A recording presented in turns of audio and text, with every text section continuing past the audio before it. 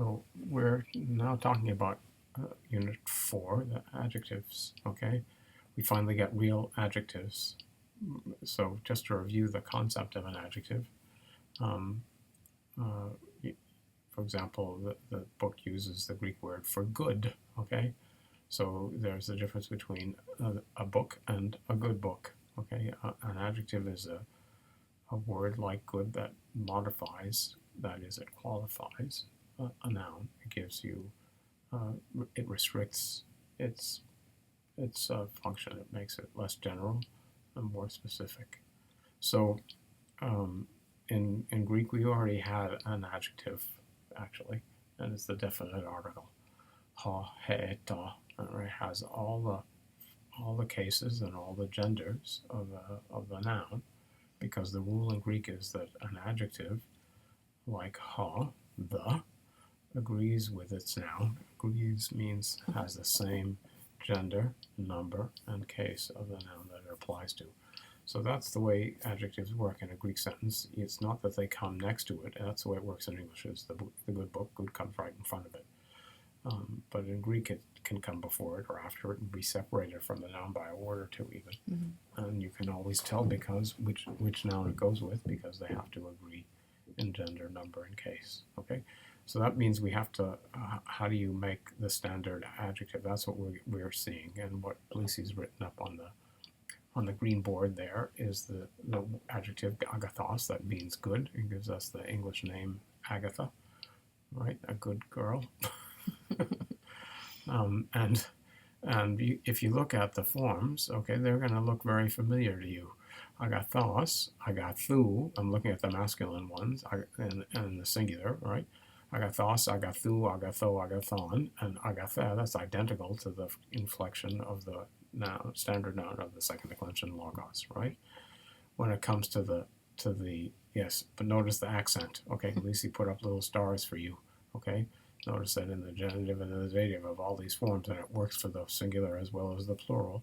What's an acute accent in the nominative and the accusative becomes a circumflex, right? This is a rule in Greek. Okay, so if you look at the feminine of agathos, okay, it's agathe, agathes, agathe, agathane. That's the same as tekne, teknes, tekne, teknein. And the neuter of agathos is agathon, agathu, agatho, agathon, which is exactly like the inflection of doron, or what's the standard neuter noun that we ergon. Use? Ergon, the word for deed. Okay, so what you've done is you've taken the endings of first and second declension nouns. Whoops, we lost the light here. Hold on. Just there we go. Wait, you only got the top part, not the bottom. Not weird. I think if you just there. Nope, it's still. Fully. All right. Oh, well. All right. We'll make do. We'll be a little close. Okay. Yeah, the camera's adjusted. All right. So, where was I? Just like ergon. Just like ergon.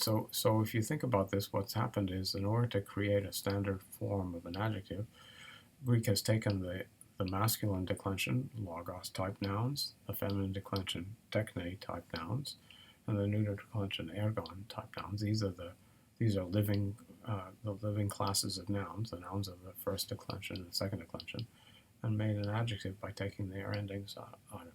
So we're not showing you the plural, but they're totally predictable. In other words, the plural of the masculine of agathos is just like the plural of logoi, and the plural of the feminine of agathos is just like tekne, the plural of tekne, and so forth, okay? And the accents in the genitive and the dative in the plural are also going to be circumflexes, right? So I think there's not something new to learn here. It's a kind of review, okay? And I hope the idea makes sense to you. It's systematic, right? Mm-hmm. You can see how it works. So let's move on. Because we have a epsilon iota rho variance for feminine nouns, the same thing happens with adjectives. There are adjectives in which the vowel before the feminine form is an iota, an epsilon, or a rho, and what happens then is the same thing as happens in chora and agara. that is, the forms that you see in techne, which have an eta, didn't turn into an eta. They stayed as long alphas.